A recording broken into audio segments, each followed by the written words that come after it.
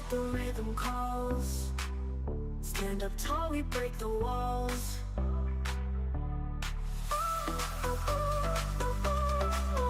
Train it up, train it high. Next gen reaching for the sky. Push the limit, don't ask why. This is how we're born to fly.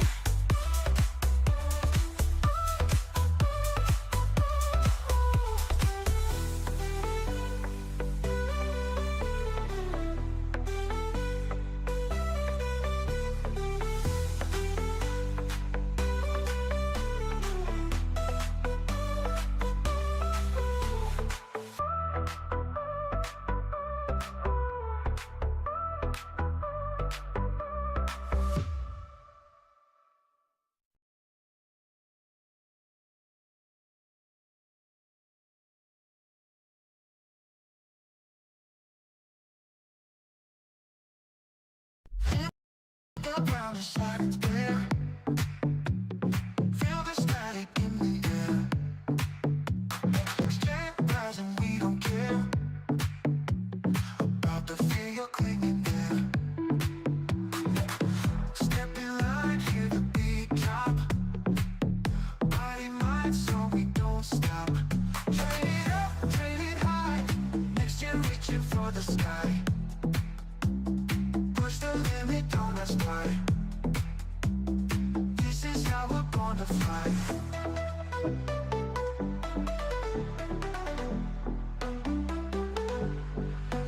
March to the future, neon glow. Through the fire we will grow. Every move a deadly flow. Next gen rising, ready show. Eyes ahead, the rhythm calls. Stand up tall, we break the walls. Train it up, train it high. Next gen reaching for the sky. Push the limit, don't ask why. This is how we're born to fly.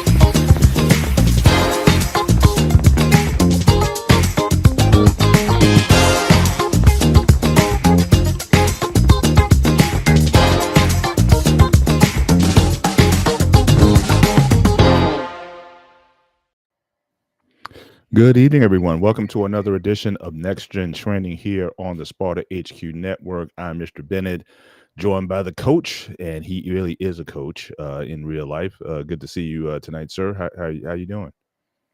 What's up, brother Benny? Can you hear me? I can barely hear you. So again, you've been at them athletes again, getting on them. So I'm sure the strain is. I could definitely hear it in your voice. Which is all the more reason why I appreciate you being here tonight. But certainly going to ask people as you come in tonight, make sure you hit the like button so as you come in. Certainly helps our algorithm, and also consider becoming a subscriber to the Sparta HQ Network. Certainly, we appreciate the support that you guys give us. So good to have you guys with us tonight. But as usual, we're going to have a pie checks. I know Coach has been, like I said, he's been out there, putting that work in. So certainly, I think it's very fitting that we ask you, how are you doing in your pie, sir? What's going on with you? What's up, man?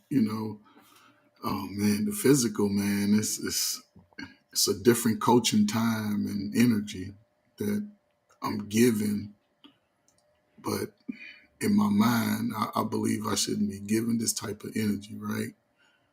Why you say that? Because typically, when you coach sports, right, it's a lot that has to go on as far as the development of the skills, right? Yeah. And with this team, I can't focus on that a whole lot. I'm dealing with more emotions. I'm dealing with, it's like, you in basketball, you do a lot of running, right? Yeah. Am I right? I'm Oh yeah. talking about. So I'm trying. I can't even get them to run to get in position to Mhm. stop an offensive, attack. Mhm. They tiptoeing down the court half the time, even in practice. Mhm. Mhm. And I'm like, what can I do? I try to show them how to shoot, Brother Bennett. Mhm. Half of them, I mean, we scoring 10 points. I think our last game, one girl, she's like Allen Iverson.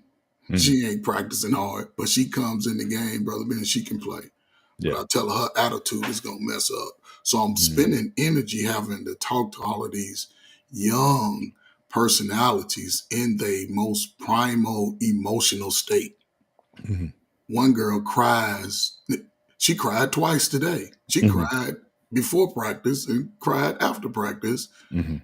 And she's new, but she's one of the best defenders on the court, Mhm. on either end. Mhm. And I don't know how one girl, her family's play sports. You can see the pressure that they put on her. And she has the body like, I would say, if I was to go with a young Candace Parker, Mhm. and she has but she's trying to play guard when she's really Scottie Pippen. Mhm. She's trying to, and I can see that pressure because I talk to them, and they tell me things, Right. and I'm spending emotional time with them, getting them in the mindset that we playing basketball. Mhm. I have a little girl, she comes to practice, she sit on the sideline every day, and then she shoots after practice. And her Mhm. father is a coach on the girls' 7th and 8th grade. Right. But and me having to, you see, my voice ain't been right since a Since you month or started, 2 months, basically. Yeah. right? Yeah. So I'll say that I'm tired, like physically, Mhm. and I can feel it. And I think this would be my only year ever coaching this level. Right, right. So let me ask you something. I know we're getting into the cost of, weighing the cost of youth athletics, youth sports. But let's delve into this a little bit tonight. Since this is basically part two, we're going to kind of go over some of the things I covered in part one. But then, but this you kind of had me going somewhere with this. So now you've coached in the past. Yeah, this is my. I started coaching in 1992 in Texas. Okay. All right, so 30, so let's say 30 years. Let's say 30 years Yeah, between. I just celebrated my 51st year playing and coaching. That's how Wow. I look at it. Congrats. Started at 7, and I'm 57. So, Right. but this is So Gotcha. So talk about the mindset and what have you coached young girls before? Or is I, this the first yeah, time? I coach high school girls, High not school? not this 5th, 6th grade. Okay, so given the fact that I guess so this is a new experience that, I'm not sure whether or not the age that you had coached at, whether it be in the 90s or whether, even to today's time, this is your first time dealing with this age group. I'm just wondering if the times are if the players difference based on what I'm getting to. Like it's from what you're saying, there's a lot more that you have to try to do to get these girls to just the basics of the sport. There's a lot of there's a lot of attitude, there's a lot of things that you have to get them in shape for before you can get to the game. Now, at any level of coaching that you did before, did you have to work as hard to grab the attention of? But again, like I said, you haven't worked with this specific age bracket, but I'm still asking the question, just pondering in my mind, do we have a different student? Do we have a different child than back in the 80s or the 90s or the 2000s? Because there's so much going on with again, the home life. And I'm not saying I try not to be because I know a lot of people want to glorify any era, right? To say, oh, well, back in my day we had the best or whatever. And I think you can certainly find issues in every generation. But as far as kids being motivated or just the desire to want to participate in sports, I'm just wondering if that's changed, or to the point that you had said earlier, because you had this one girl, her family played sports. So because her family plays sports, then obviously there's a lot of pressure on her to do well in on this team. But you know, how would you, as a parent, if and I'm sure you've talked to some parents, but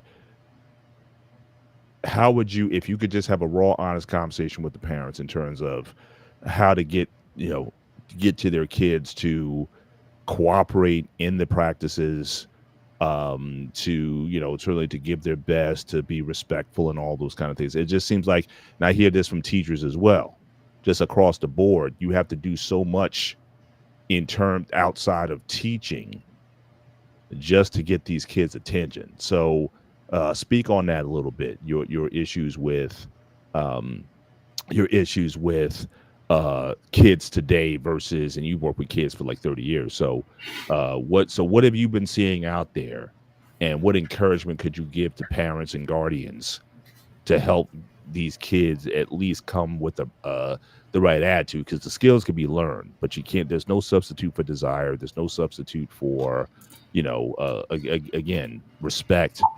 So what would you say to the parents So, today, if you could speak freely to them?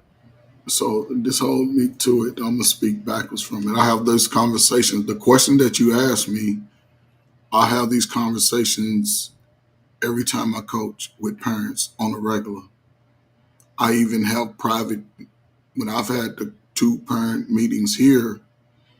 The first one was a general understanding of what I'm teaching, what I'm, how I'm going to do it. It's not, Mhm. specifics of it, but I'm going to be doing this style. It was with the group. Second meeting, it was parent child. I'm telling parents what the children need to work on Right. individually, right? As far as that, I'll say this, and I look at sports from all generations, even the generation before me. I believe, the Jim Brown era, they was a lot more tougher and a lot more rugged than our era was. But we Mhm. learned from that era, Mhm. and we took that. And the one thing I pride on, that in sports today, over the last LeBron James era, they highlight one. People see one person and they like, oh man, he's the man.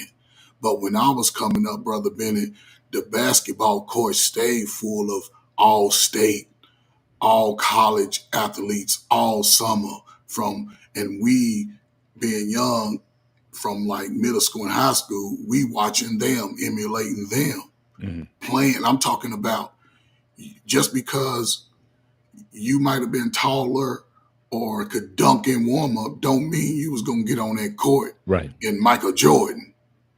Today, when a kid sees someone who has that type of skill, they sort of cow down to him. They don't rise to the occasion, and they Mhm. and they get a lot more fear. Now that's on the court, but off the court, listen. uh, Looking back, um, in my own personal experience with my father was a realist. That's what I appreciate about him the most. He was real.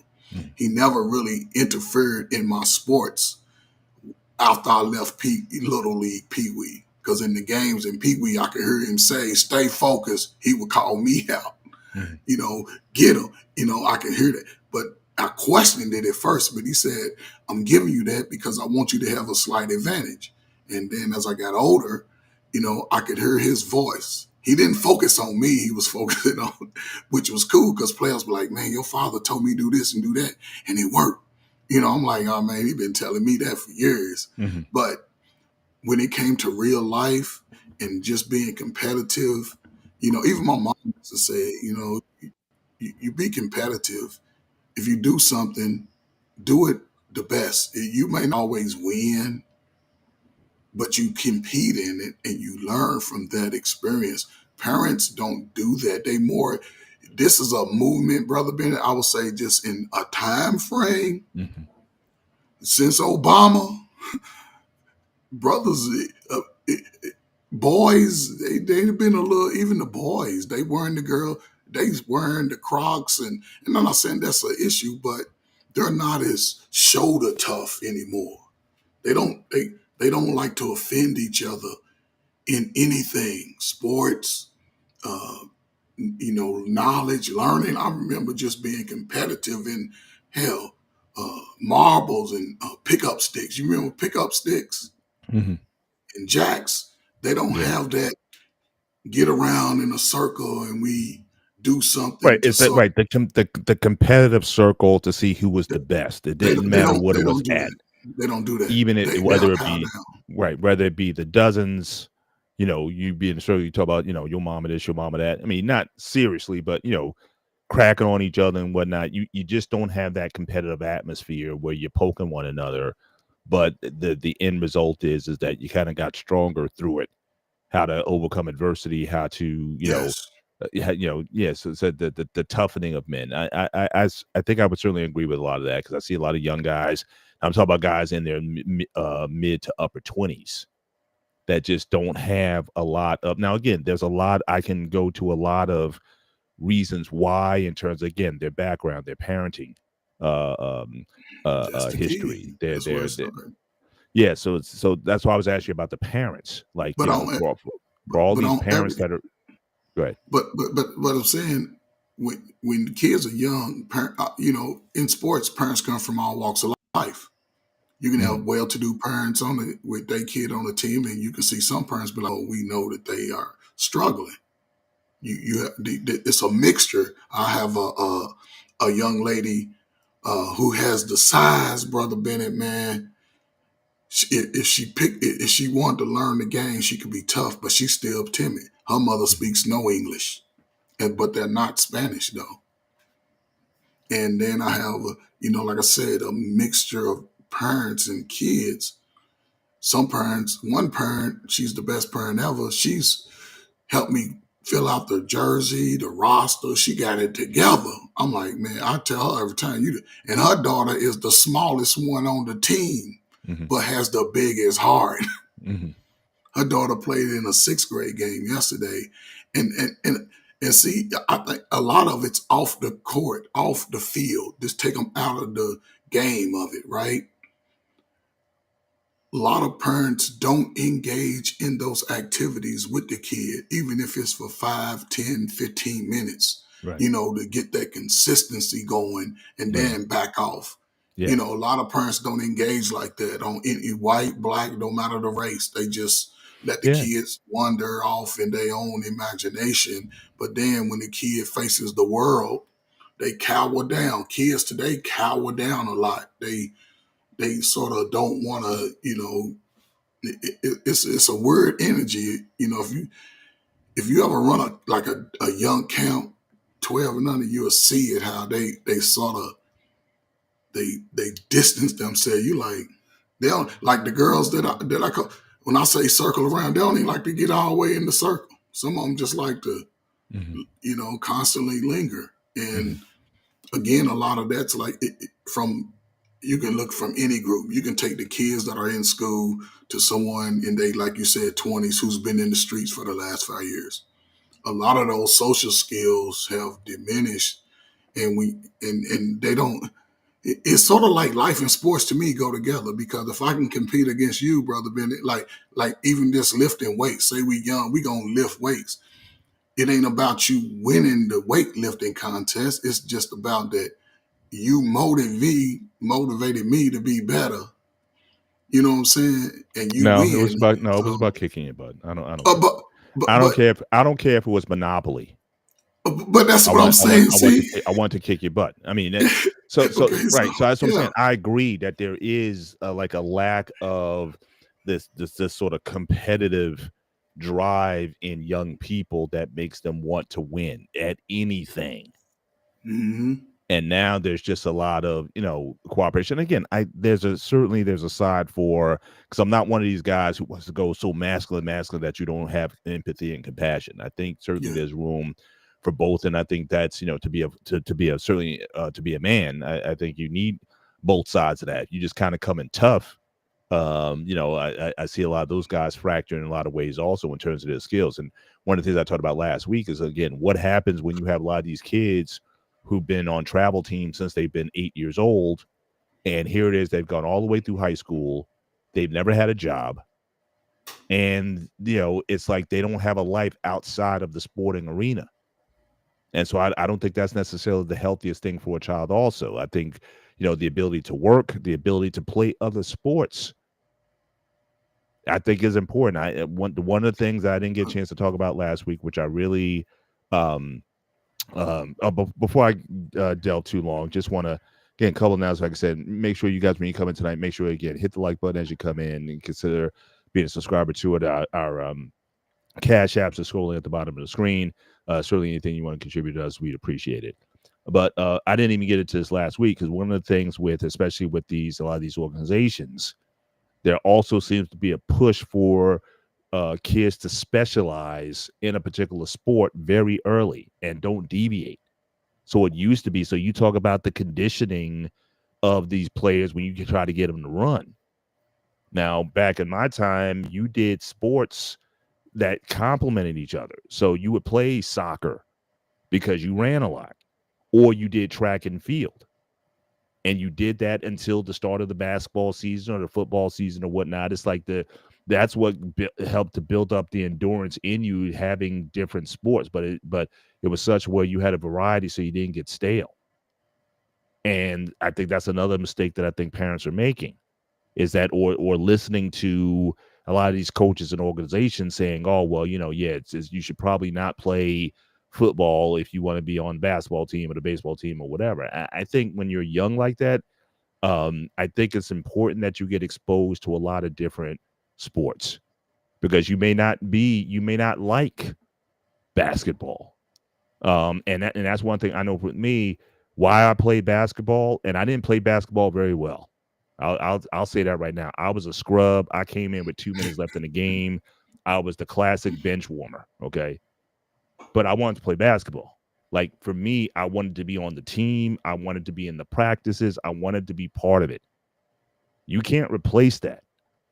And I'm just wondering a lot of times too, is our parents really get exposing the kids to enough activities so that they can maybe then pick and have a desire to say, oh, I think I want to do that. Or are they on the team because mom or dad made me be on the team or whatnot? Have you seen a lot of that, where a lot of kids who are there, they may not want to be there, but could it be because they haven't really been exposed to anything else? That there might be an interest or an activity, a physical activity that they could be doing, flag football or frisbee or something. Are you seeing that where parents, a lot of the kids, and where you might be having issues, is that parents are pushing these kids to play these things, and the bottom line is they have no interest, but they're there because they're told to by their parents? Even that's even unique, because it's a mixed bag. It's all of those things, Brother Bennett. I can tell who's, the parents that just the one little black girl, she's like Allen Iverson of the team, right? Yeah, She you were saying that, practiced, yeah. you know what I'm saying? But she's game ready. She scored 9 points in the in the 7th grade game after playing in the 6th grade game. She scored but she's getting a lot of free throws, Brother Bennett. She's going to the line probably about 9 times, and she's only hitting like 2 or 3. Right. See, but she has that type of mentality. But I can see her father has invested a lot of interest, because he talks about her being on AAU, right? Mm. And there's other girls who are white girls. They play multiple sports. Their parents let them play multiple sports. Mm. And I think, to me, that, and looking back on my own life, the one thing my parents didn't have to do is sign me up for no sports. Mhm. Every sport I played, Yeah, I you would signed myself up. right. And I think today, but that also came with the socialization of us too. We was outside running around, climbing trees. By the time you was 10, 11, you had some interest in several things, right? These Yeah. kids don't have that exposure because Right. a lot of, and that's the thing. But even in sport, like I say, like I got some girls that are way overweight, but they want to play ball. hmm They want to play ball. I tell them, you just got to keep working. You'll lose all your baby fat. You'll lose it. Keep working. hmm And I'm nice when I say it, but they understand what I'm saying. Like, yeah, you So right. Like, if you could purge the team. So again, so you talk about you have a mixed bag. You got some girls, whether they're in shape or not, or they have skills or not, some genuinely want to be there. yes, If yes, you could purge the ones that don't want to be there, how many girls would you have left? And what do you think you could do with the team where you have girls who are motivated to be there versus again, you got to be coach, you got to be disciplinarian, you got to be mentor, you got to be, counselor. It's like all these other things. I mean, I'm kind of like that too. Like I would rather work with 2 than drag 10. You know what I'm saying? That's always been my mentality. It's like, if you don't want to be here, I think Mike Tomlin has a saying. He said, look, we want volunteers, not hostages. And if you don't want to be here, then they'll get rid of you, quick, fast, in a hurry. So if you had that kind of agency, how could that work for you? If you had the full say, okay, these girls got to go. And I'm going to work with y'all. Now, you could have 6 players, so you got no bench. But could you work with that? yes. I could work with that. I could work with that because I played on the team when we won a game with 3. I can work with that. I can work with that. Yeah. But I'll say this, even with that, right? Because I tell all the girls, I didn't even have to cut nobody. The girls that wanted to quit, they quit, right? Okay. And that's okay. But if I could, like, have a team that I'm like right now, this point of the season, with what I've tried to instill, they would be on cruise control right now. Mhm. We would come in, do our little warm up. We'll get right into maybe learning a new play or two, and then going right into scrimmages. We would spend our last 30 minutes of practice every day. They calling out what they need. They already know it. I'm checking on injuries. I'm talking to sideline and say, okay, I would be doing that instead of saying run down the court, take your time, shoot. Brother Bennett, they just get the ball and just steal. Mhm. And the 6th grade team has the size at all positions. Mhm. They have 2 good guards. They have forward. They have it, but they just get out there, Brother Ben. They ain't playing no team ball. It's like everything that we don't went through in practice, they just do what they want in the game. Now in the 5th grade, if I could have that talent from the 6th grade into the 5th grade, Mhm. they'll be okay because the 5th grade is undersized. We got one girl, she got the body like an athlete. I think she's playing the wrong sport. She should be running track because her mind's, Brother Bennett, when I tell you her attention span is short, Mhm. it's about that long. Mhm. And every time I look up, she's like, yes, I'm like, focus in. We run the play. She don't know her shot. She still wants to shoot the ball like this, like Right. Thor. And I've So been teaching. again, so to that point now, have you made the recommendation to the parents to No, say, no, I wouldn't tell a parent that to maybe after the season. I would never say that during the season. yeah, but You know, but I'm saying I think and I think that's wise, but I'm just saying I think that has to come at some point. Like I think yeah, that after this, but see, as a coach, that it's a thin line. See, there's something that you can't run around doing to parents. You can't bring it to those parents' attention because you work for a school. They'll fire you quick. You go tell a school like the coach said my daughter shouldn't play basketball. No, because they'll tell her. I wouldn't. Well, again, I guess But language again, but is everything, what right? you just said though, hey, maybe allow her to try multiple sports. That's what I'm that's some way I'm Yes, framing it. Like I would go to the parents and say, it's like I think she would do very well in track. And then what you could also do is you could also tie back to basketball. Like I said, how you stayed in shape all year round. was through, again, playing these other sports, Yeah. learning dexterity. I know basketball with Patrick Ewing and Keem Olajuwon, they started playing soccer, Yeah, but that gave that's them that was the me. footwork. When they went to the basketball court, they already had the footwork already down. Yes. And like I said, and that's the thing that I think that's different today. We're interested in having sort of these sort of cookie cutter type of athletes. I mean, players, but we're not creating athletes. Yeah. I But think when you talk about an athlete, I mean, that to me, that's all the way yeah, around. There's certain motor skills and things that might be subtle, but again, they show up in but all the sports that they're able to participate in. So but I think that's something that, certainly, my thing is I wouldn't even think about specializing in a sport until at least no, maybe third. When you get to 13, 14 then I'm I like, wouldn't okay, do we it may then. have to have some discussions. I wouldn't do it then, Brother Bennett. You do it later or earlier? Yes, I would let them go through high school and choose, because if they could, Mhm. now one of them they go excel at, right? And I look at some of the best players in football. I mean, NFL, they play basketball too, all the way through high school. Oh, for sure. I mean, a lot of these So, guys are 3 and 4, sometimes 3 and 4 letter but athletes coming but out of but high school. but but not today, not today, and not over the last 25 years. Because like I said, the But specialization. But that's why I would, if I was to say, hey, let them play, and I tell the players, play it all. I'm telling the players, listen, play multiple sports, run, do this, do all the sports. Don't just settle on one, because you don't Mhm, know what you'll be good at this age. mhm, And and I tell them, and this is what I tell players, because I'm thinking with the same mindset that when I was their age, I was going to play the sports I wanted to play every year. It wasn't going to be a year that I was not going to play football or basketball. mhm, It wasn't going to be a year. I knew that within high school, mhm. and I've You never ran always track? no, I didn't run track.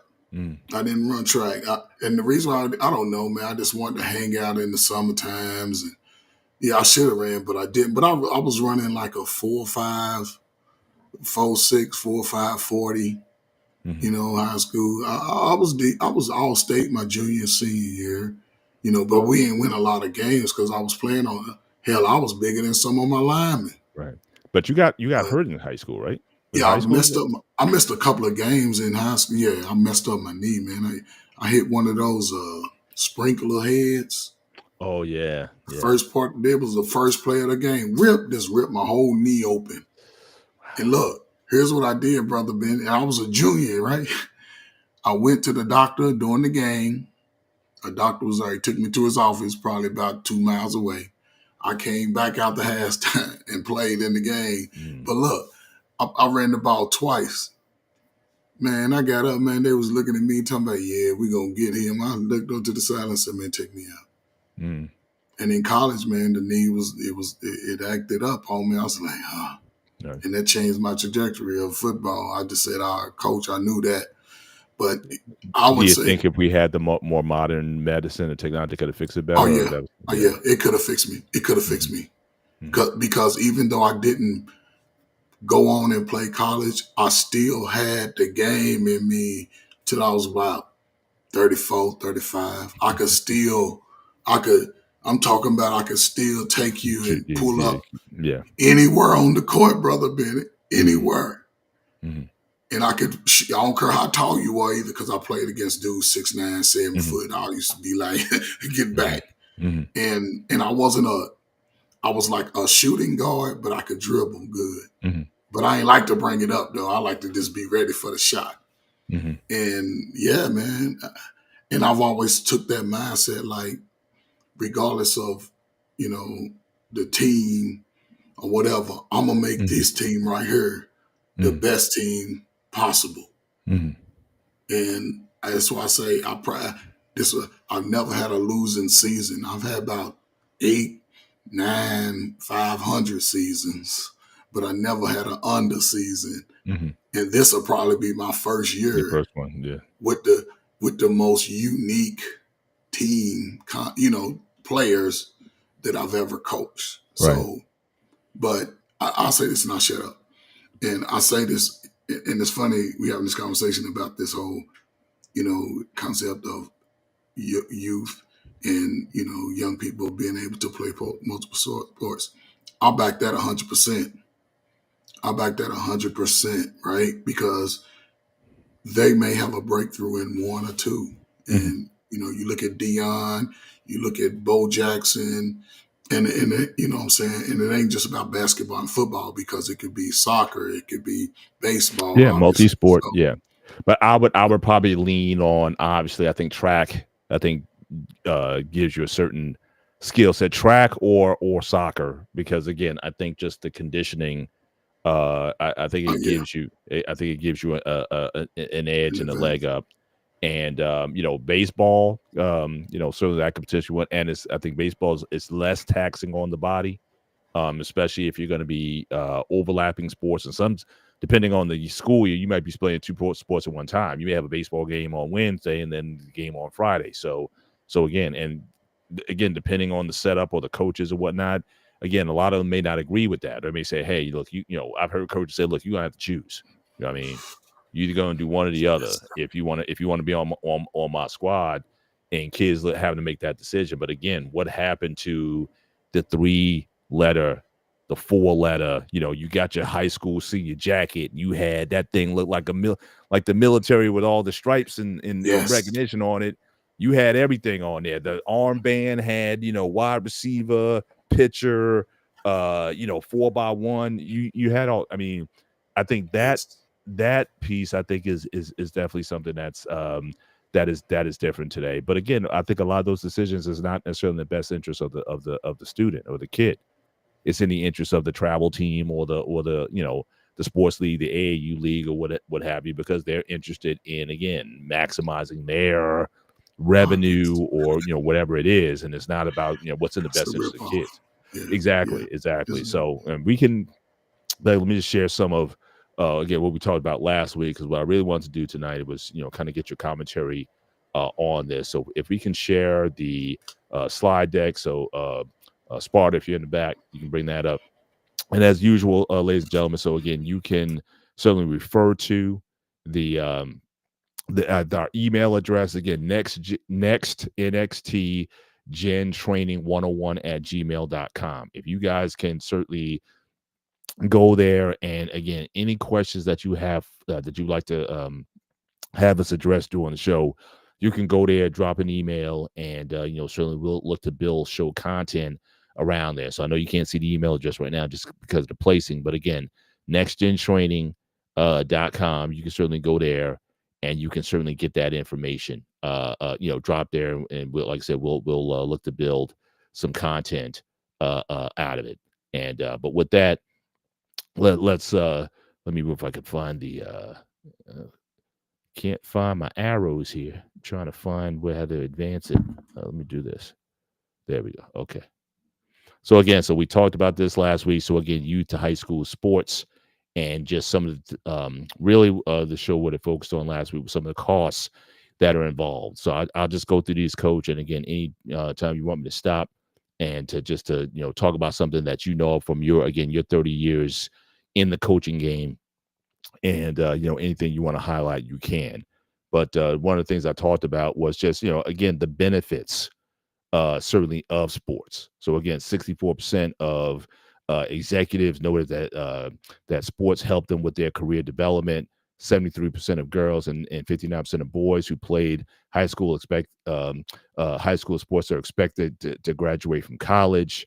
And then $68 billion has been saved from medical costs. Again, you guys might not be able to see it just because of the placing. So if you can just play with the placing a little bit so that we can see the full slide information. But basically 68 billion in medical costs saved from, again, being active. Now, some of these I may wrestle with a little bit. I mean, obviously, if you are, let's say 73% of girls and 59% of boys, if you're one of those geek nerds or whatever, then you probably have even a higher percentage of graduating from college, because again, that's what you're good at. So I wouldn't say that playing sports necessarily increases the likelihood of you graduating from school, but I think certainly if the academics and the athletics kind of go together, again, and we've also seen the tragedies. Also, you got kids in college got no business being there; they can barely read. I remember there was a guy in New Jersey. I think his name was Luther Wright, 7'2" in high school. Played for Elizabeth High in high school. Couldn't read, but he played for Seton Hall University. Despite that, so again, there've been some horror stories when it comes to that as well, as far as schools skirting around academics or academic requirements for kids to play in these teams. But generally speaking, kids tend to do well. Certainly, I'm all for kids having some activity. If it's not sports, it should be dance or some sort of activity, or the gym, or some sort of activity that keeps them in shape and keeps them going. As far as we also saw the impact of what happens when you don't have sports. So again, when we had the pandemic, for a lot of kids who just didn't have that outlet, it had deleterious effects on them overall, in terms of the lack of physical activity. And to your earlier point, coach, about parents not putting in the time with the kids.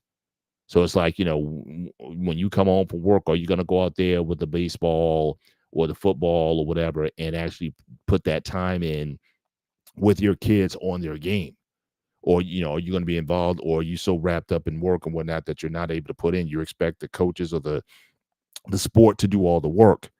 But what about the time when they're off the field? What about those weekends when, there may not be a game, but are you putting that time into practice with them? Or certainly during the pandemic, are you putting in that time with them to keep them active and keep their minds focused, even though obviously they couldn't get together to physically play the sports? And then what substituted those sports was, again, streaming, TikTok, Instagram, all of the social media platforms. So again, the pandemic certainly had an impact on a lot of kids when it came to participation in But sports, and some folks didn't even go back to it when things opened up again. But your thoughts, coach? but brother Benny, even with the 10%, right? That's still a good number. Yeah. If because some people may play sports in middle school or Pop Warner or something in Pee Wee League or something, Hmm. but then when they get to high school, most don't play. By that time, they made a decision, but I think that's still a good number who just lost a desire. 10%, that means 90% are still ready to play. Again, of course, with the going to, but see, to me, I don't know. I guess being involved in the game so long, I believe that the game is learned on the field. Also, I like to draw plays up on whiteboards. I like to show them like percentages of, as a receiver, you might get 6 passes thrown at you. You have to catch 4 of them. Hmm.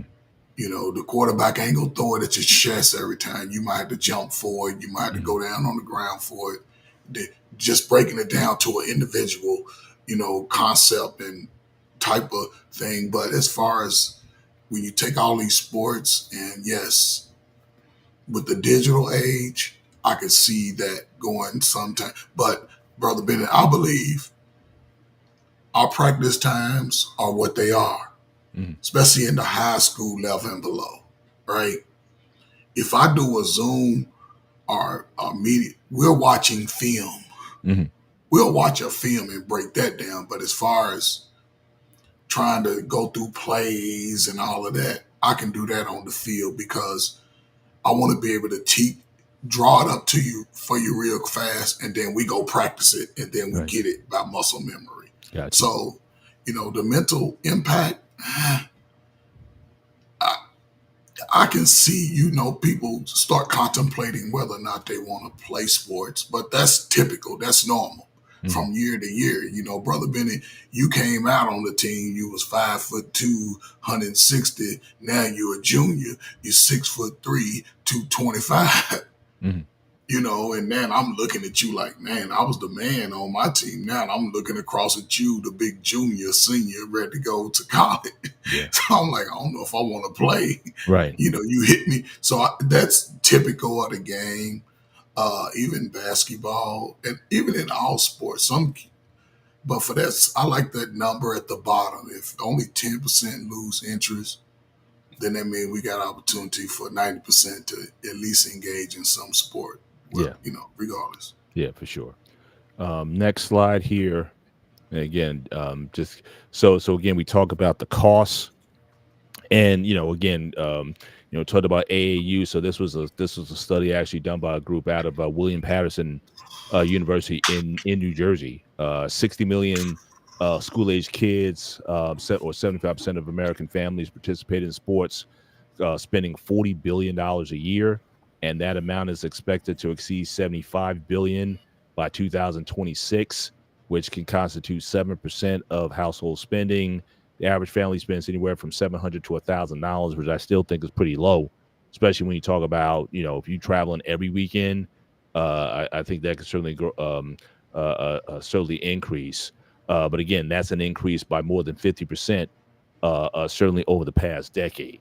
So the cost of, again, travel teams, AAU, are costs that parents are having to factor into their budgets, and this is per child. A lot of these numbers. Here you see again now school sports. Again, most affordable option. A lot of Brother things. Bennett, Yeah. Slow down. Go back to that last slide. Last slide.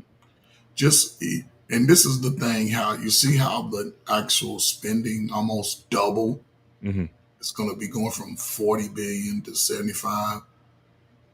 COVID costs just changed everything, especially in this day. So I can see that doubling right there. Mhm. Like that. Mhm. You're looking at 12,000 a year. I would imagine most of that is just gas and hotel. A lot of the other costs I paid up front, Mhm. I would say it's just gas and hotel, doing the events and things like that, because this is minimal compared to those little. You seen those little young girls that do the pageants. Oh yeah, it's ridiculous. See, Yeah. so it's just the numbers. I can see that, and just especially like you say, the last 5 years, costs have almost doubled and everything anyway. So Yeah. but 12,000 a year for my kid to play sports, please. Yeah.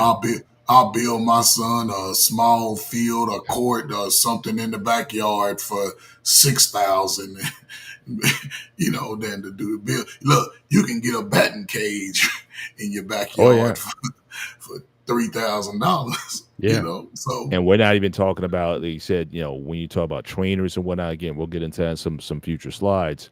But when you talk about trainers and just the additional costs that parents put in, certainly for their kids to participate in. And again, we're still talking about a small number of kids. If you talk about even through high school, we're still talking about small number of kids that play sports at the Division III level when it comes to college and whatnot. So again, we parents, we have to start asking ourselves, is it worth all that spending? And like I said earlier, unless I knew my kid was that type of player, I told my girls at 16 years old, you guys are getting jobs. Because we weren't, because I see a lot of these kids that they're in AAU all throughout high school, never had a job, don't know nothing about money, know nothing about financial management or what have you, because everything has just been provided to them, and they're in that bubble of the sporting world. But then the real world kind of hits them a little bit different. So those are things I've always kind of had issues with. But again, high school has or certainly school sports has always certainly given, for the most part. Again, you're playing locally, so again, you might ride a bus to get from place to place, or your parents can drop you off place to place. A lot of the things that are given to you, with the exception of shoes, gloves. Outside of that, a lot of the equipment and facilities is given to you, and it's basically paid by your tax dollars. So your property taxes that support the school system, a lot of that money is used by the school districts to provide for sports for kids. But again, for a lot of people who think that that's not enough, and they think that they have to go to these AAU or travel team routes because they think their kid's going to be the next LeBron James. So, but again, that's always been an option to me. Yeah. Yeah, no, it's different now, Brother Bennett. The schools don't spend that much money on the kids stuff. Schools use the school I'm at, they don't buy shoes. We just got some uniforms in a couple of days ago, so we'll have them for our next game. But back in the day when I played high school Oh sports, yeah, well sure. Well yeah. Well it says so here. It says the primary costs are usually for personal equipment. So again, that shoes, gloves, etc. that's yeah. That's what I'm saying. That's the stuff that you pay for. That's not what the school's paying for. But like But today, uniforms, yeah, yeah. and basic gear. See the basic gear, but parents like to overdo it. Mm, They overdo it instead of getting the kids what they need. They buy them what they want, yeah. and it like it, they overdo it. A lot of parents overdo it, right? And I can see, especially depending on the sport, you want to have at least two pair of shoes. Mm, You know, whether it's volleyball, whether it's basketball, baseball, whatever that sport is, you know, cleats you can probably get away, but now they buy they own equipment, mhm. especially when you play on those travel teams. A lot of that equipment you have to buy, you fund everything. Oh yeah. And think about it, Brother Bennett. I'm a size 8 this year. Next year I'm a size 10. Well, not only that, but even like you said in baseball, like the bat sizes like increase every year. So again, I got Yes. a friend of mine. His son is 12. The bat he used at 11U, that they use at 12U, that they use on 13U, Yeah. and those bats are $300-400 a bat. Yes. I mean, so it's crazy the costs that are there. But I'm just saying, I just want to highlight this is because again, high school sports or school sports are still an option for the most part, especially if money is a factor or whatnot. You don't necessarily have to join a travel or AAU team, and if you want your kid to be active, because again, a lot of those travel and AAU teams they'll do sports all year round. I'm just saying this is also another opportunity for your child to participate in other sports. So at the end of the basketball season, there might be a track season available through the school, or baseball or volleyball season, something else. Again, I know budgets are getting cut, especially when it comes to athletics. But again, certain schools, there's still activities that your kid can participate in for a fraction of the cost that it would charge what you would have to pay in order to join like an AAU or travel team. But again, some of the pros and cons. Again, so again, we look at the price ranges, travel teams being amongst the most expensive, well over $10,000 for private teams. And then, when you talk about, says does not include overnight travel, which could be, again, $200 to $1,000 per trip to go to certain places. Because again, a lot of these travel teams, you all over the country. And also, you as a parent, you have to be mindful of how that may impact your career. In fact, I just talking to someone today. Their son is in judo, and it's fortunate for her that her husband kind of works from home for the most part.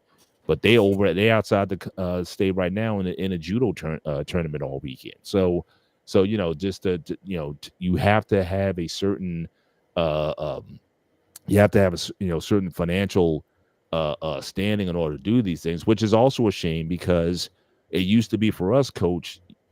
Sports is what oftentimes gave you opportunities. If you were coming from inner city or from poor background, sports, especially through your schools, is what allowed you to kind of get, recognition, scholarships and things of that nature. But now it seems like for a lot of these sports, it's becoming the realm of the well-to-do, the higher and upper middle class that can afford to have their kids on AAU teams, or like you said, the dance competitions, traveling all over the country and whatnot. It seems like you have to have the monies to support a lot of those activities.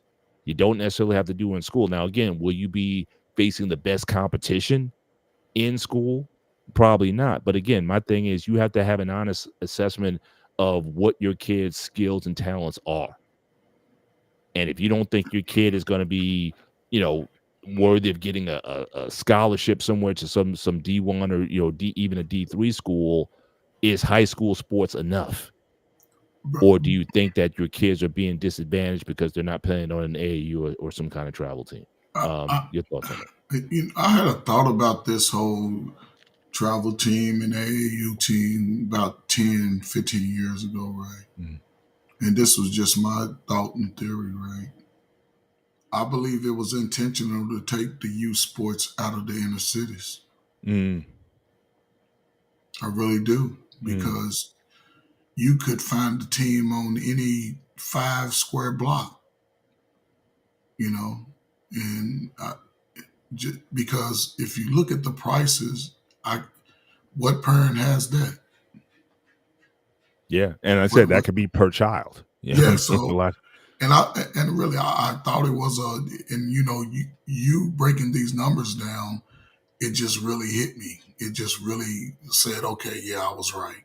Mm, I put it to what I thought and like, okay, yeah, 10,000 just to be on the team, and you still got to pay for lodging. That's like I said, you spending.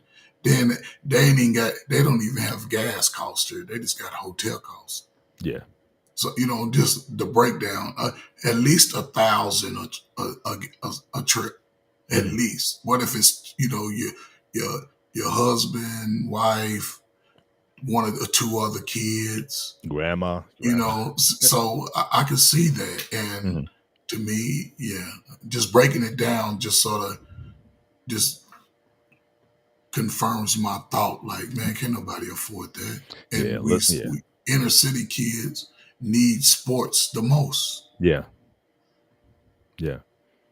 But it's definitely becoming a, like I said, private thing. Just going to do a little more, some of the cost of breakdown. So just some of the major organizations. So let's talk about AAU now. Again, Amateur Athletic Union is one of the oldest in the country, founded in 1888. They have over 40 plus sports that they sponsor, and certainly joining, being sponsored by an AAU. Now they have rules and guidelines that they go by. I think unlike a lot of the travel teams, but nevertheless, there's certain things that you have to abide by. But they do offer, like I said, a lot of different options. So we were talking about having your kid exposed to just different endeavors. There's martial arts, again, track and field, feats of strength, hockey. There's so many things that are available to a kid. And so again, I mean, just to even have the conversation, if I was to show my child this and said, like, hey, you want to get into a sport, is there anything here? Now again, I'm not sure about equestrian, right? I don't think got those kind of pockets, but again, think about beyond just football, baseball, basketball. I mean, there's other things that they can certainly compete in. They even have AU even sponsors dance competition. So these are things that you can share with your kid, at least to let them know that there's options, to hopefully find something that they can embrace. 'Cause I do think that's important. If a kid really wants to do something, I think that goes a long way with their attitude, and with the idea that you could then use that as a tool to say, look, if you don't act right, if your grades aren't right, you're not playing. So I think that finding that sport that they can embrace, and the environment that they can embrace is important. But don't just throw them into something just because you think they maybe that was something that you were exposed to. But I think exposure is important. um Brother Bennett, real quick, yeah. in reference to the statement you just made about if you don't act right, you don't play. For the most part, I've seen it to where I always tell a parent, make them play, because kids that typically don't act right, they want to quit the team. And a lot of times parents allow them to quit. I always tell a parent, make them play. Even if he just bring his butt out there and sit over on the sideline every day.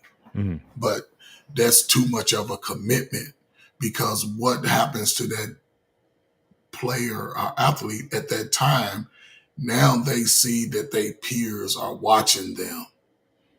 And over time, they'll get into it and they'll be one of the best, and things will change emotionally and academically, because now they understand that they can accomplish something. Mhm. It's not always, because see, kids know when they acting up and when they doing bad in school. They never stop hearing about it Mhm.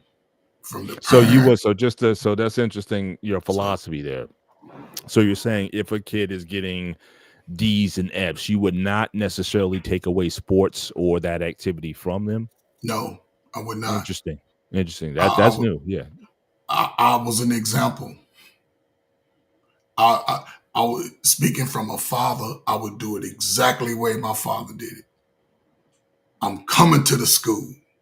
I'm telling that teacher, Whatever you got to do to get him right, get him right. And I'll make sure he's respectful. I'll make sure of that. Now, he still go come out here and he gonna have to perform, because what football is doing, our sports, is instilling the discipline. Mhm.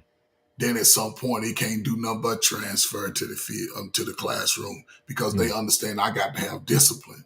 And in sports, especially a contact sport, you can't run from contact sports. So you want to be a little bad boy, come on out here and let somebody run over you. Let somebody push you around to show you that you ain't that guy you think you are. And a lot of times, 95% of the times, from what I've seen, the transformation, it's amazing. I wouldn't change that. For me, I wouldn't do it, because even That's a new one. I haven't heard. I mean, I've heard parents say that kind of thing because they think, well, if you take the sports away, that they'll act out even worse. But at the no, same time, there is such a thing as, holding kids accountable. but So that's what it is, though. but Because I'm a right, so coach, brother. I'm not a parent. I'm not a we going all right. So we're gonna have to have it. We're gonna have. I want. All right. So you just inspired. We're gonna do a show, and you're gonna run it and I want you to focus specifically on how would you implement it? How do you build accountability in a student or a child without taking away that particular activity? Because I think that's generally how most kids are raised. Up, you don't act right, I'm taking your phone, or you can't play the sport. And sometimes school, I mean, schools have criteria. If your kid doesn't have a 69 average or 65 and above, you can't play. You know what I mean? So again, how do you how can you leverage the activity in order to get the kid to become accountable? I would really like you to spend an entire show.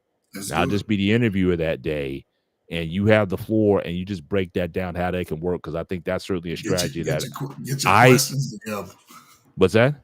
I said, get your questions together. I'm gonna get it together, but you have this philosophy of things. So I mean, I want you to spit on that, because again, that's something that I don't think a lot of people consider, except for those who are desperate. Like I said, the only time I've ever heard was the parents are fearful that if you take the kids away, he'll get into the gangs or to the drugs or something like that.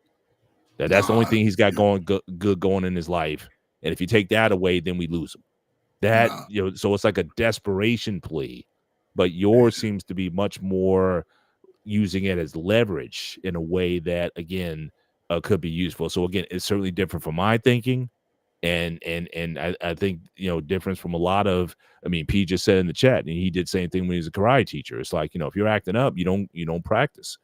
So again, that would be certainly a show worth doing, and I'll definitely bring it up as far as stuff we can do. But let's just move on to the travel team, why it's different. And I think the main thing with travel teams, again, the sponsors. So again, when Nike, Adidas, and Under Armour, again, they got these circuits where they bring players in.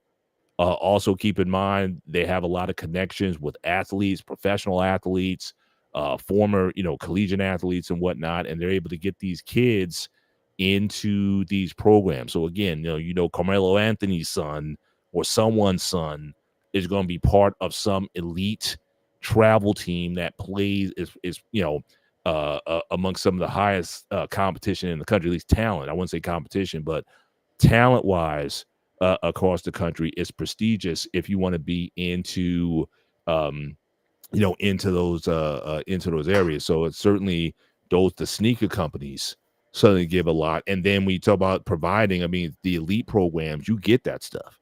They'll give you Nike sneakers and whatnot if you're able to qualify for the team, and if you're able to pay for all the additional costs that it requires for you to be on the team. But it's a little different in AAU. And there's also a lot less rules and regulations in terms of what you're allowed to do and what you're allowed not to do. But at the end of the day, what you also have to realize with a lot of these travel teams is sometimes it's not necessarily the most competitive basketball.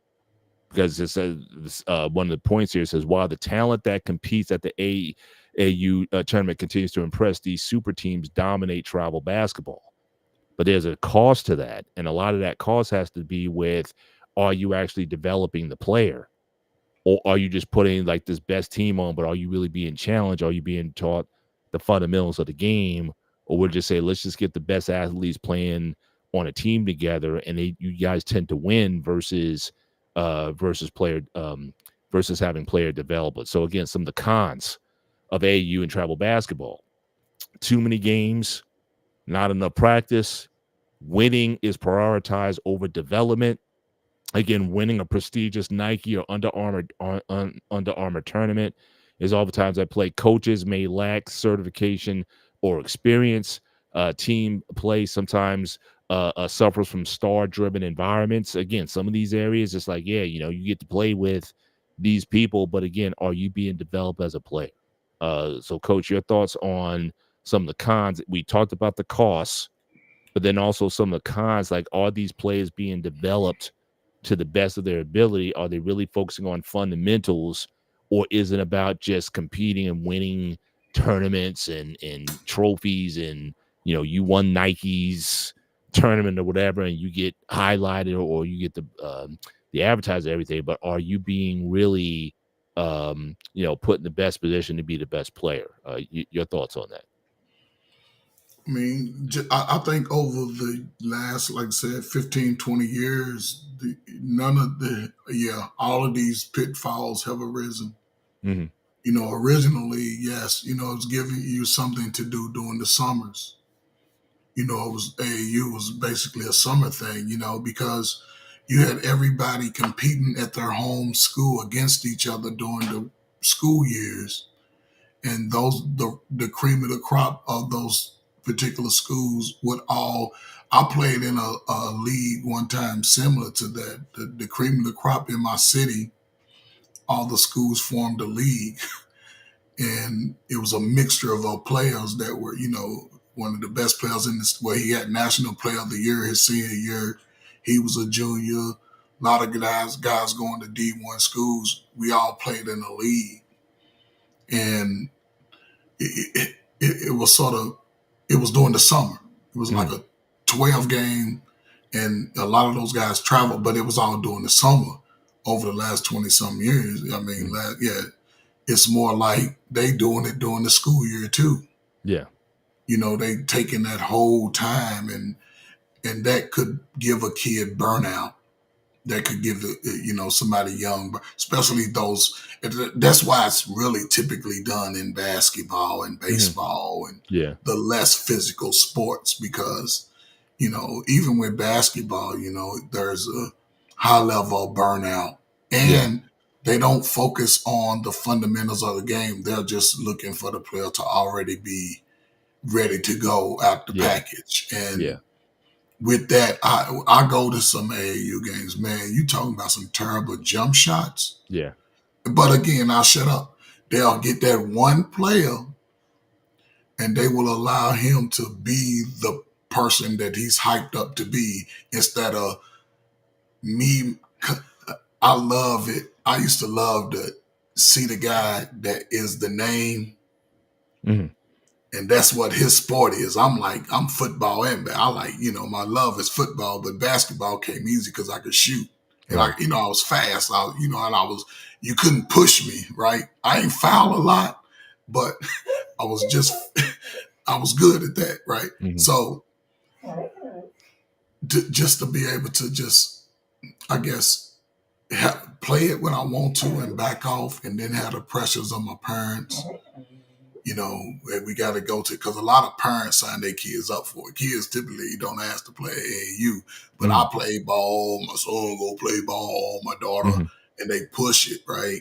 Yeah. But that burnout, that's why the numbers sort of decrease as they get upper in grade and through college, because a lot of kids over the last 20, they get burnout. They hear sports.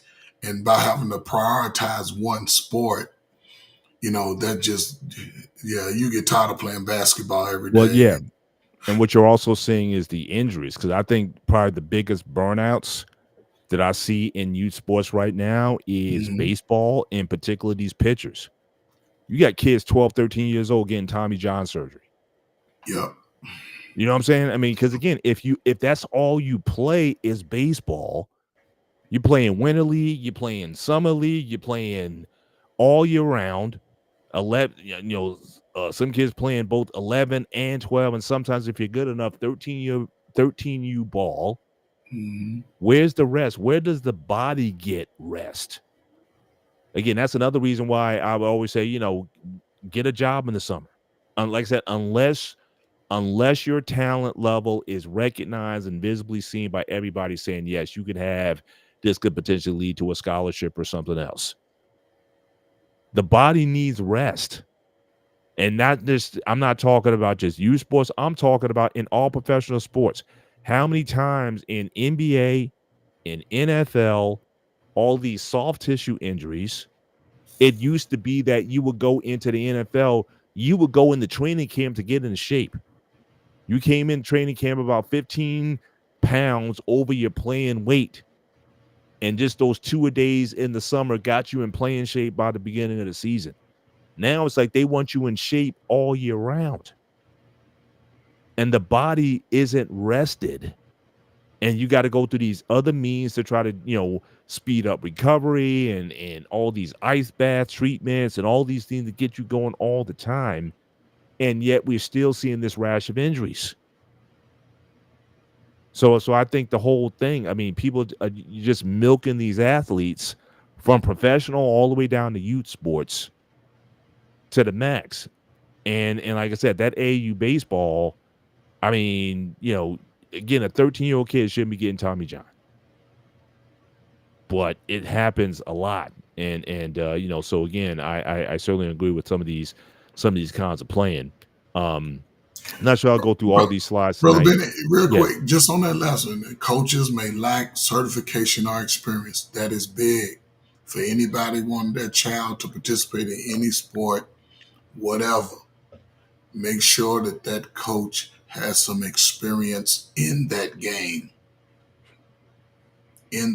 Whatever the activity that your child is participating in, make sure that the coach has had experience in that particular sport. Mhm. Mhm. The certifications.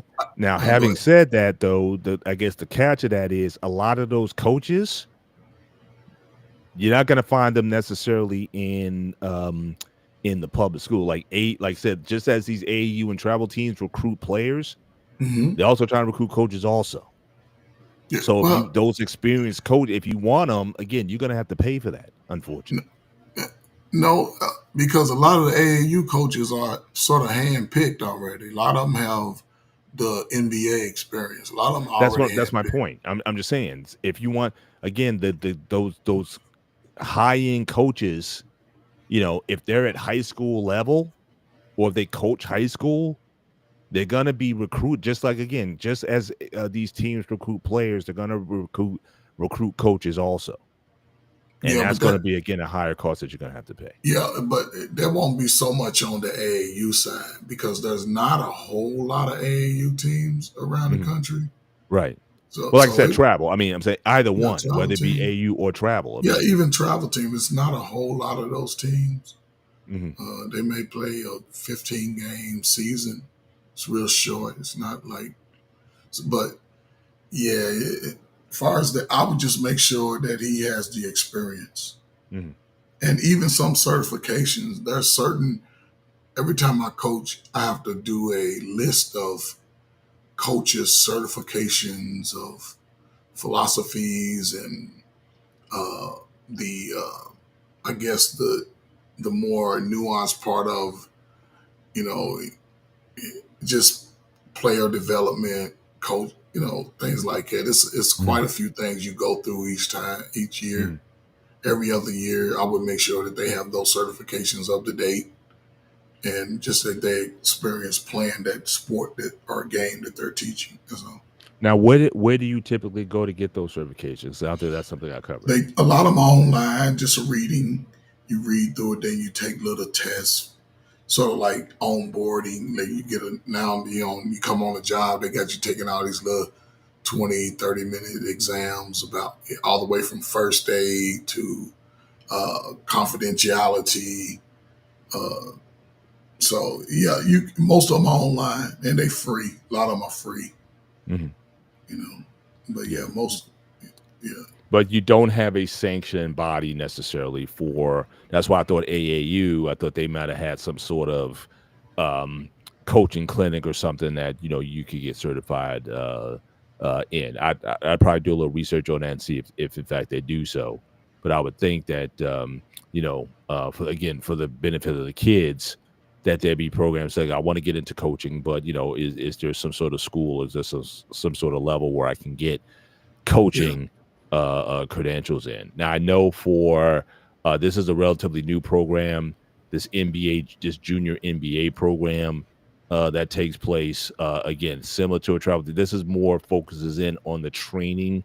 So again, there's different manuals and materials that you can get. So let's say if you are an aspiring coach and you're coaching at different levels, so they got different levels of participation depending on the age bracket, and you can get these lessons, and then maybe through books or videos or what have you, different drills that you can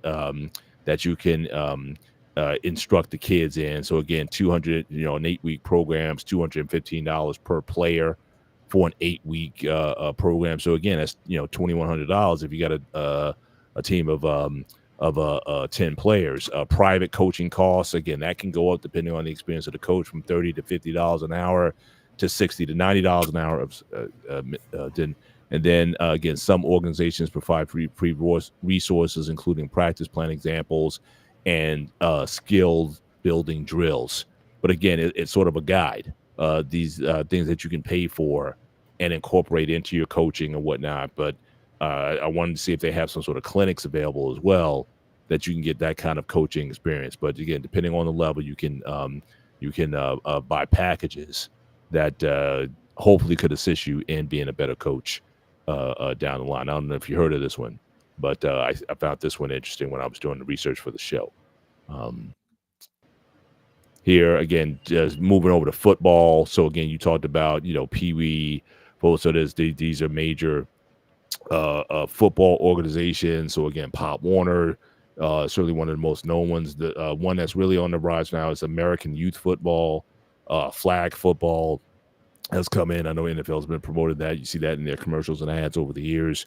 And then I9 Sports, again, it also has different activities as well. Just to kind of quickly hit on some of these here. So again, these are for Pop Warner. These are the different groups that you talk about. You were in the Pee Wee, which is for ages 9 to 10 or 11-year-olds. Mhm. Now, the main difference between Pop Warner and AWF is mostly the Pop Warner has weight requirements. So you can't just have Yeah. kids who are so of a certain age. The weight requirements going to be with that. Now the AWF, from what I understand, doesn't have that. Brother Yeah. Bennett. Yeah.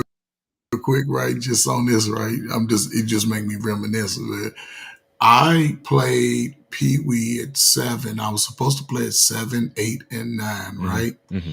But at 9, I got to practice early, and the juniors were drafting a team. So I went over and stood in line with everybody else because I had nice size on me, right? Mm-hmm. So I played junior football, 12 and under football from 9, 10, 11, and 12, Mhm. right? And that was unique at the time because when I didn't play like the 13-year-old, I went to high school and played high school ball after that. Mhm. And just in the weight, yeah, the weight is pretty much changed. I would say 5 pounds uh, in the juniors, let me see, in the junior varsity, I would just say just based off age, right? Uh, I was 132 pounds, but I had to be 130 pounds. Mhm. So I was 2 pounds overweight Mm. in the playoff Right. game. That put us out of that was my last game I played. I was 2 pounds overweight. Right. Yeah, I hear you. Just in terms of costs, again, typical programs, $75 to $100 per season. These fees cover registration, equipment, uniforms, and other expenses. For example, flag football costs around 150 to 325. Well, tackle football, again, 175 to $500. And again, that's just to participate. That doesn't include any kind of travel or any other expenses that may go with the program. Now, again, they also have cheer. Again, very similar. So, like I said, it's not just about the dance, but again, $175 to $500 per season. So, if you have girls or that want to participate in dance or cheer. Now, again, I know families, they got one is into the baseball and one is into the cheer, and they go all over the country. I mean, they're in Florida for these cheerleading competitions and whatnot. It's big business. Now, again, I don't know if they offer scholarships for cheer. I know you can get scholarships through dance, certain dance schools, like for performing arts. I don't know if cheerleading is considered a scholarship sport, but I do know folks who have their kids involved, and like I said, it's a pretty competitive background that they're in. But this is available through Pop Warner. Moving on, again, the AYA, you have the American Youth Football. Again, a little pricier, but the thing with them is there are no weight limits. So it's just they have their division. So depending on your age, you could be, the big bear on the team, whatever. They're not going to limit you as far as weight is concerned. That is something that's there. But again, they have the similar age breakdown starting at as early as 6U, but then going all the way up to, again, 14 and 15U play. This is another option for folks who are looking for a program. So again, you might have to just do some research in your area to see, if you want to have your kids enrolled in one of these programs. So again, just breaking down again, just the things that you have to be mindful of to get your kids into some of these sports, especially for the travel team type of environments or AAU environments. Again, registration fees, equipment, gear, additional costs. I mean, and I've seen some of this, picture packages at the end of the season. Like they try to get you on everything. The pictures is like could be $200-$300 for that. And then how do you say no to the kids when it's like, everyone else is getting pictures, but are we getting pictures as well? And you got to get, and back in that, I guess it might be a little easier with the digital ones now, but back in the day, you had to decide the package that you wanted. You wanted some, 4 8x10s. You wanted a few 5x7s. You want the wallet size, or did you want the grand package? For $400 or $500, that would give you every picture that you could. But I think that hopefully now with the digital, that some of those costs are being mitigated, because again, you can go and make your own pitches. Just give me the digital shots, and I'll decide what works best for us. But I remember back in the day, they would, that's where they would get you with all kinds of packages and whatnot. They have professional photographers that would come in and take your pictures and everything. So all kinds of things that they would try to get you on. And of course, travel costs, again, transportation, lodging, food. Got a friend of mine, his kid was playing in the South just last week. And, and sometimes he has to, take off of work. He'll leave on a Friday. They come back Sunday afternoon, to a lot of these venues, and some of them have to fly to get to certain venues as well. So again, it can really add up when it comes to that. And some of these organizations, they're making money, they're making profit on everything. So like with the dance, they talk about some of the spirit items, socks, bows, uniforms, and for dance, you would have to get multiple. Sometimes, depending how many routines that your kid was in. With my girls, we had to get multiple uniforms. You know what I'm saying? And so, like I said, everybody's making money. Certainly at these levels in order to participate. Certainly in the activity. But I just want to go through a few more.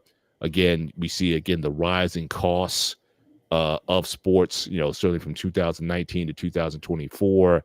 Again, the increase in just costs overall to participate in these sports. Just a few, this talks about the average expense depending on the sport. So track and field being one of the cheapest sports to get into because uniform is usually provided. I mean, you might have to buy your cleats and whatnot, but again, not as high. But again, if you want to talk about ice hockey, for example, one, it's not available everywhere, but for those who do, it's a lot of expenses that you have to engage in because a lot of the hockey equipment is very expensive. And like I said, baseball, again, got a guy getting $300 to $400 per bat. Especially once you get older and start swinging the heavier bats. That can be certainly be a price that continues to rise. Just a few things here. Again, it can be stressful on families, in terms of worried about the rising cost of sports. Do you need some sort of financial assistance? I know some folks, you may work at 2 or 3 jobs. I remember hearing about Russell Wilson when he was growing up. I think his mom or his dad worked an extra job just to have the additional money to pay for the camps and just the additional things that are involved in participation in the sport. As far as the families that are really able to play, 2 out of 10 are spending more than $1,000 a month on elite sports. And again, a lot of these costs can be per child. Typically, again, the more you make, and again, this is what Coach and I were talking about earlier. Again, taking it out of inner city and taking it into the suburbs and into the affluent families, they're able to spend more money on their children. Again, when it comes to sports, this is a breakdown by certain by sports, by household income, male, female, also race and ethnicity. Again, white Latinos spend almost as much as whites on sports, but again, black families, again, depending on resources, you may not have as many resources to spend on your kids' youth activities. Annual family youth spending on sports. Again, we talked about there early on average, as the study at the onset talked about. I'm just going to sort of fly through these. You stop me anytime you need to, Coach, if anything that catches your eye. Again, family spending by age. So again, those costs tend to go up as your kid matures because, again, especially the higher competition, the higher entry fees and whatnot, the more elite programs that you want to get your kid into, again, costs can really go up versus those at an earlier age. Equipment gets more expensive, certainly as you go up to participate, certainly in those sports. And then this is what I shared. I shared this, Coach, on the One-on-One Sports Show some time back in terms of your chances of making it. If you believe that your kid is either going to get a scholarship to a school, so it's like, why you invest so much in sports? So yeah, I hope my kid will get a scholarship to play at these things. But I'm thinking if you're spending up to $12,000 a year, you might be better off just putting that into an investment over a 10, 15-year period. Start young and just put that money away, and you got college probably paid for. Yes. That's an approach. That's an approach also. But for a lot of these parents, they're like, let me invest in it, and they'll get. So again, some of this you have to ask: are the kids living vicariously through the parents living vicariously through the kids when it comes to a lot of these programs? So if you look at baseball, for example, 478,451 high school participants. Only 8.1% of them are under 39,000 participate at college level. And again, Division I, 2.4%, Division II, 2.4%, and Division III, 3.2%. So again, it's not a lot. Football, as many, again, all the leagues, Pop Warner and all that, you're only talking 7.5% that make it to any level of football, 3% to D1, 2.5% play at Division III. Your best bet is lacrosse. Now, the thing with lacrosse is that, generally speaking, that's a bougie sport. That's for those affluent communities. Typically, those programs is where lacrosse is played. They're not playing lacrosse in the inner city. the equipment Mm. costs or leagues or where the sport is available. You have a much greater chance if you're into lacrosse than you are football. And I know lacrosse has some physicality to it. I don't think it's as physical as football. But how many people, in fact, the only brother I know who ever played lacrosse was Jim Brown, who is considered at the time one of the greatest lacrosse players in the country at that time. But nobody even thinks about lacrosse when it comes to options. But again, your chances of playing, especially at a Division III school, is greatest at that time. But all these other sports, again, you're putting a lot in, but how much can you expect to get at the end of the day for all the spending? And could that money, if you put that into some sort of investment that compounds with interest over the years, start at when the kid is 5 and when they turn 18, what would you have to play with as far as getting them the funds they need to go to college? And for girls, it's similar, although again, lacrosse, same thing, a very high probability. But again, ice hockey. But again, how many high school ice hockey programs are there, let alone female ice hockey programs? So because just so few ladies participate in it, you have a decent shot of making it. 33.6% chance of playing college ice hockey, women's college ice hockey. Certainly much higher chance than even on the men's side to play at a school. 21.3% at a Division III school. And the numbers I'm citing you, this chart, this actually comes from the NCAA. They put it out there, and I'm glad they did, because it just shows you, again, the costs that are involved or what you might be investing in. If you think that sports is going to be the ticket for your kid to get out, you have to look at these numbers. So you might want to focus on more things like education. When I'm not saying that kids shouldn't have an outlet, that they shouldn't have an activity, that they shouldn't be physically fit.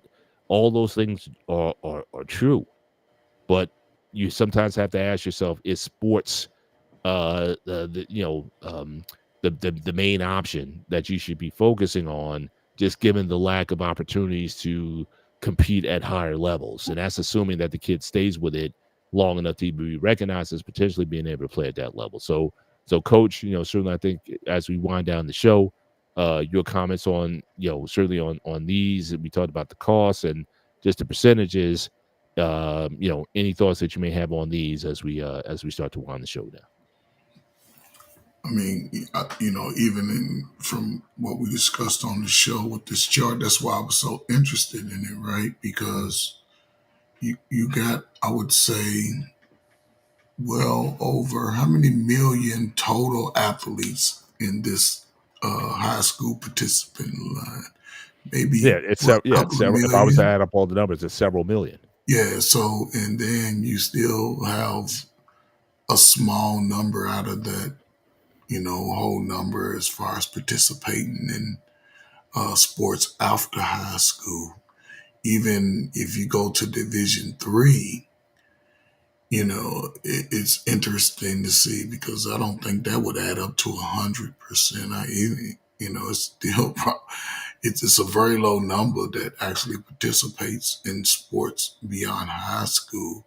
Right. And again, a lot of that goes back to that burnout that we talk about, because colleges, we know they're looking for the best athletes, right? And I think athletes do themselves a disfavor when they have their mindset on Alabama, but I can go to the college in my town or my state, but instead of taking that opportunity, I'd rather just give up. And that's why I think that affects some of those numbers, because a lot of times they preparing for the big school, but they won't settle for the 1AA, Division II, Division III with the full scholarship.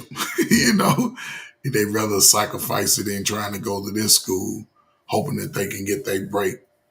maybe with a partial scholarship or something like that. But Yeah. I would think any athlete, again, sports, it's a twofold thing, right? It has to be introduced in some capacity, but then once introduced, it comes from within, from that athlete to say, yes, this is something that I could do and I enjoy doing and wouldn't mind doing for a long time. And the discipline that comes after that is probably would be one of the biggest issues why most don't go on to continue to play, Mhm. because time consuming. In college, it's like a second job. Yeah. They take up even more time in college. So yeah, just interesting numbers, but Yeah. yeah, But give it. again, I think realistic numbers, and I think a lot of parents would, certainly need to, consider that. If you talk about the long term, you talk about the life of your children for the long term, not just in high school or college, whatever, but beyond. What are they going to be doing with their lives?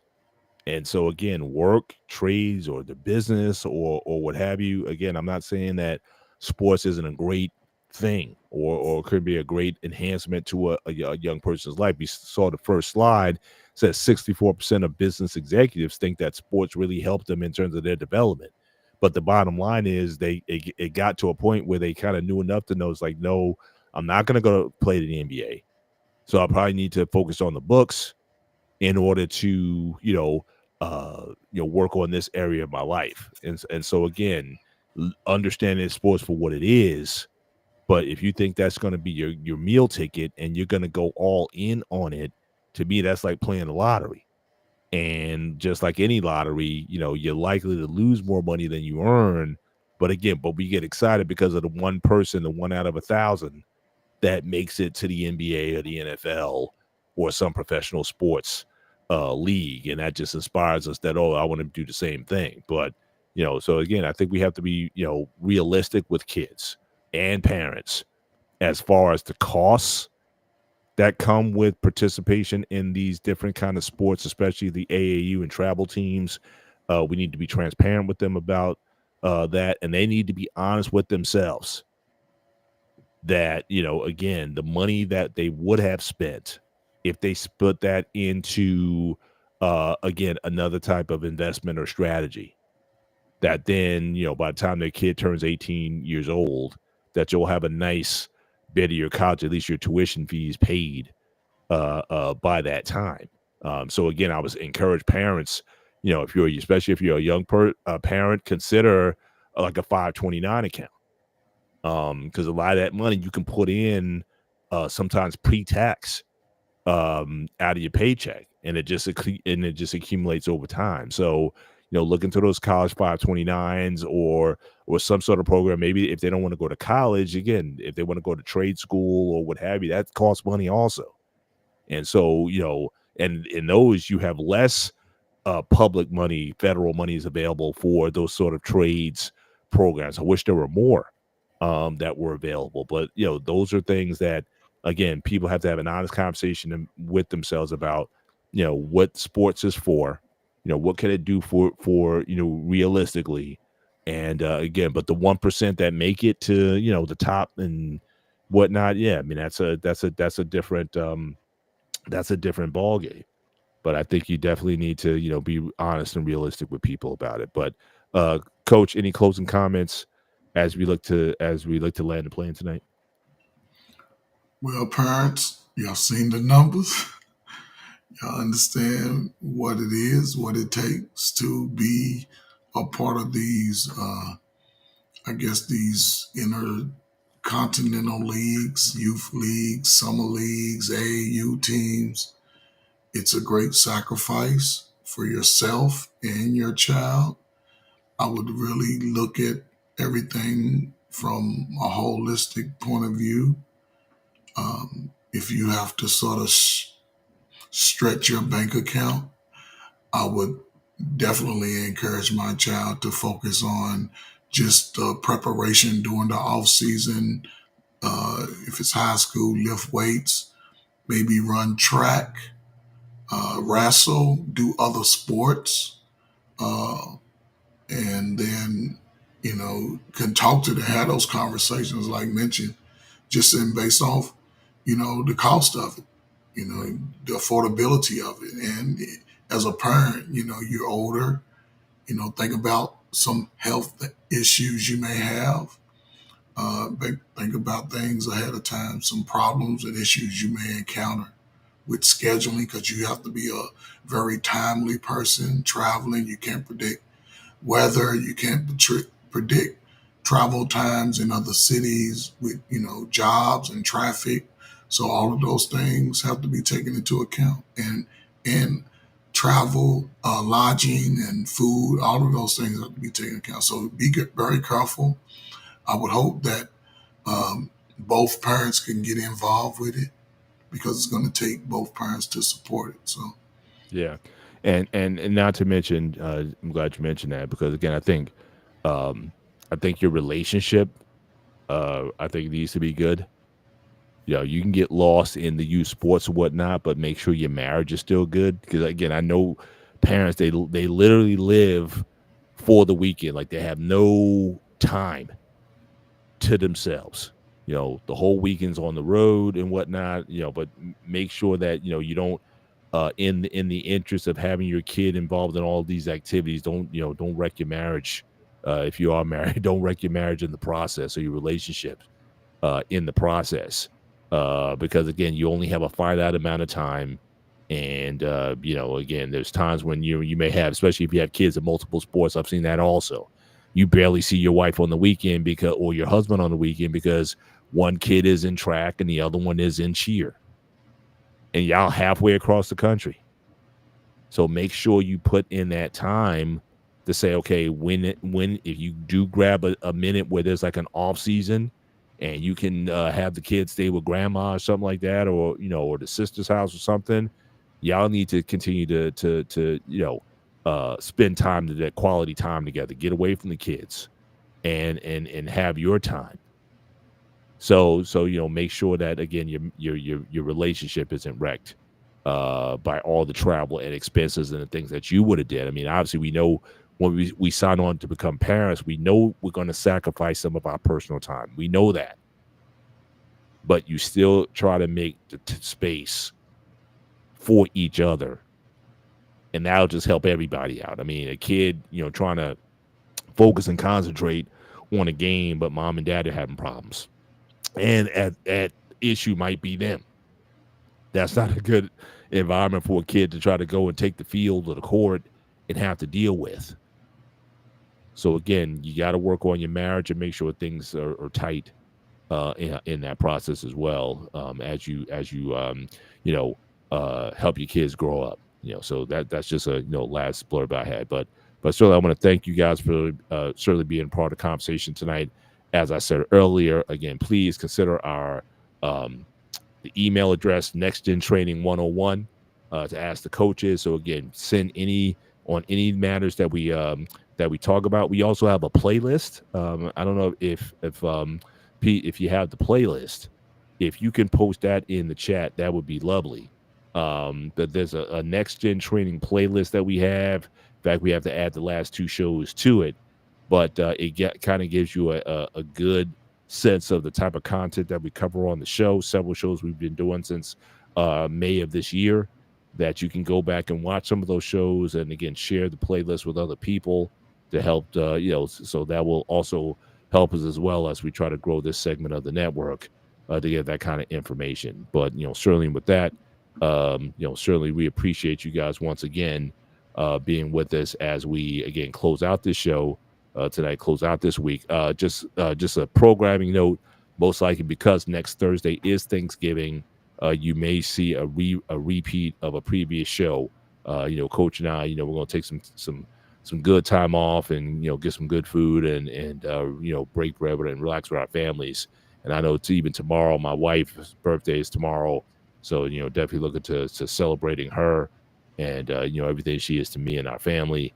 And, so I'm definitely looking forward to that as well. So, so again, next week's show will probably be a pre-recorded show on an early one. But, certainly make sure that you, certainly, take a look at the content and see what you could benefit from. But any last words, Coach, as we get out of here? Nah, man. Nah, man, not at all, man. I'm gonna go get me some sleep. That's my last And word. and make sure to get salt water and salt, warm water and salt, and work on that throat. So I'm gonna do make that sure- as soon as I get off here. I'm going to get some. There you go. There you go. All right. Well, again, this has been Next Gen Training. We appreciate you guys. So for everybody, take care. God bless. Enjoy your holiday weekend. We'll see you in a couple weeks. And until next time, good night.